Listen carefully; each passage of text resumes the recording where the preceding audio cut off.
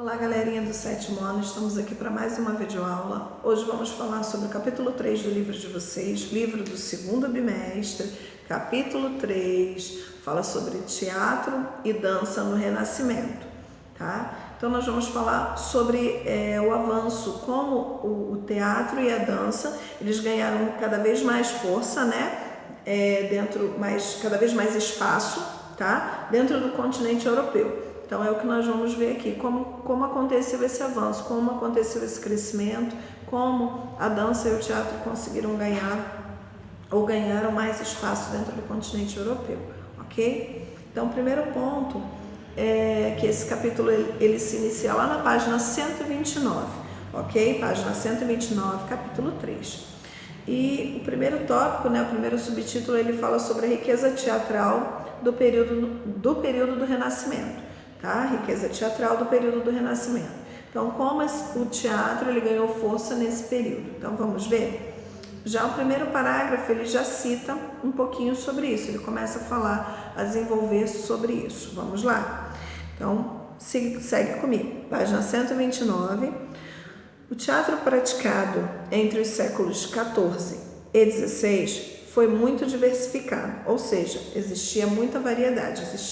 Ele era diversificado porque tinha essa variedade, ok?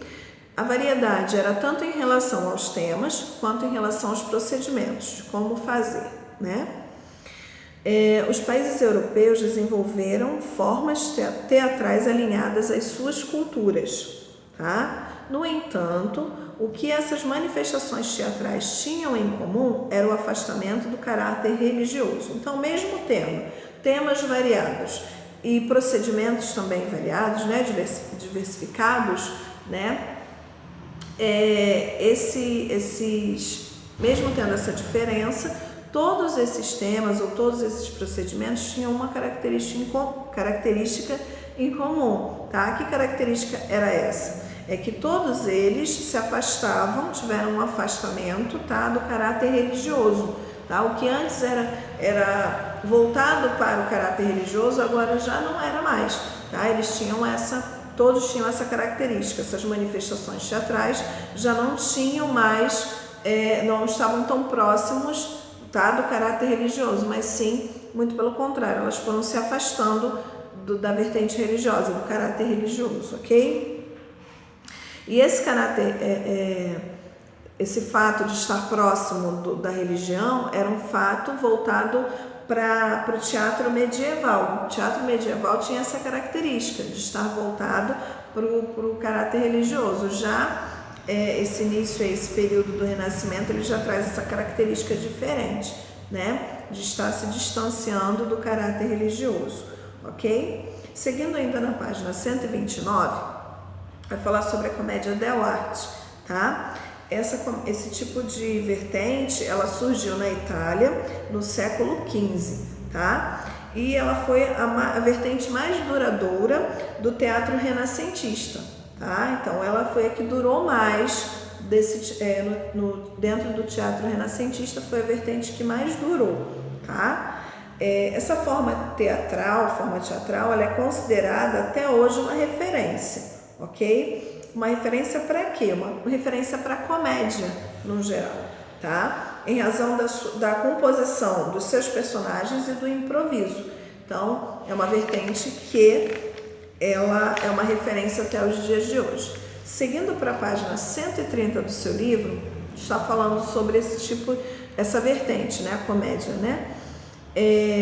Ela acontecia geralmente em lugares públicos, tá? As apresentações de comédia, elas aconteciam em locais públicos como praças e ruas, não mais em palácios e teatros. Agora estava aberto ali, tinha presença de um público justamente nos locais públicos, né? Tinha ali o público já, era oferecido aquele público, tá? Os textos que eram abordavam geralmente os temas cotidianos do dia a dia, tá? Uma linguagem menos formal, né?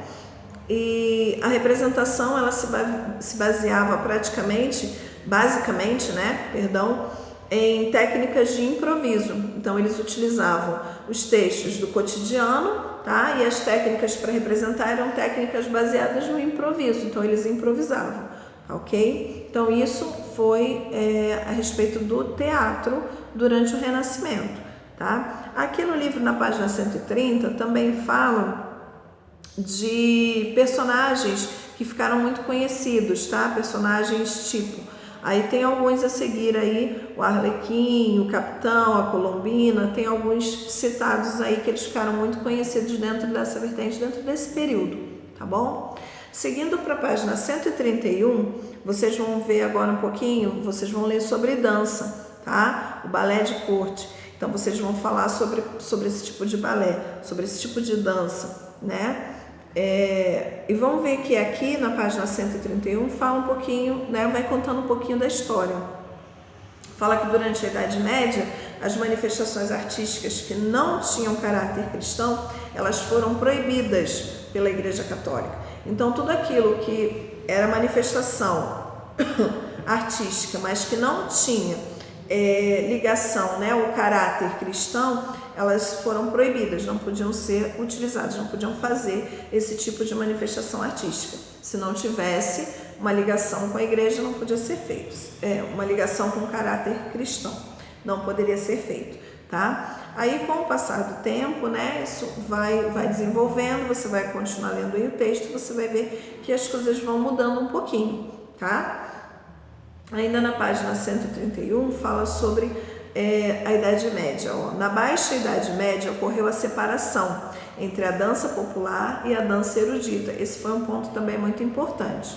Então, o primeiro ponto que nós citamos na página 131 é essa proibição da manifestação artística que não tem vínculo com o caráter cristão. Então, primeiro ponto. Segundo ponto, ocorre uma separação dentro da dança, né? A dança popular, ela se separa, né? Ocorre a separação entre dança popular e a dança erudita. Então, ocorre essa separação. Também é um momento importante dentro da dança, ok? A dança popular, ela não tinha tantas regras, no caso, para se movimentar, para que houvesse uma movimentação do corpo, não tinha tanta regra para que isso acontecesse, tá? Já a dança erudita, ela seguia regrinhas certinhas, tá? Ela seguia uma métrica e rigorosa características, tá? O que era importante dentro também da dança erudita era o destaque, tá? A beleza das formas, tá? Então essas eram características da dança erudita. Tudo rigorosamente, né? Tudo sob medida, né? E essa beleza das formas eram características dela. Já a dança popular, ela já não tinha muitas regras para que você pudesse se movimentar ou movimentar o corpo, ok? Então, outro ponto importante dentro da dança, né? Dessa história aí da dança.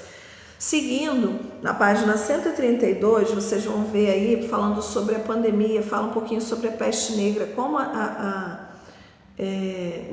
o que aconteceu dentro desse período, tá? Que era o período que ocorreu a peste negra lá na Europa.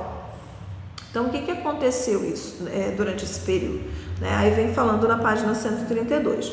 Com a pandemia da peste negra que assolou a Europa, no início do Renascimento, a morte e o clima apocalíptico voltaram a ocupar o imaginário da população. Isso se refletiu também na dança, né? A carola, um tipo de dança de roda que expressava alegria, foi associada à morte. E como uma dança macabra, passou a ser executada até em cemitérios. Então, vê aí como o momento, né, cultural, o momento vivido, interfere diretamente, né, na cultura de um povo, né? Como eles estavam vivendo um momento ruim, que era o momento da peste negra, que estava assolando a Europa, e justamente era o início do Renascimento, tá? E o povo passa a ter esse clima apocalíptico, né? Por causa devido a tanta quantidade de morte, né? E aí esse clima apocalíptico passa a ocupar o imaginário da população, e aí isso é refletido dentro da cultura, dentro da dança, né? E assim vai contando, né, esse período aí de mudanças dentro da dança, até que no final do século XVI, os bailes de corte eram muito comuns, eles aconteciam de uma forma mais comum, né? Especialmente na França, tá? E o que caracterizava esse estilo de dança, essa maneira, né? Esse estilo de dança? Ele era caracterizado pela busca de um refinamento cultural. Então, o povo estava buscando um refinamento cultural, né? Refinar a cultura. Então, esse tipo de dança ele chega justamente nesse momento, tá? Então, eu fico aqui, o capítulo ele se fecha na página 132. Em seguida, já vem os exercícios. Peço que vocês façam os exercícios desse capítulo, que a gente vai ficar por aqui em termos de explicação. Façam os exercícios, não esqueçam de fazer o trabalho de vocês e entregar na data correta lá na secretaria, tá bom? Beijão, fiquem com Deus e até a próxima videoaula.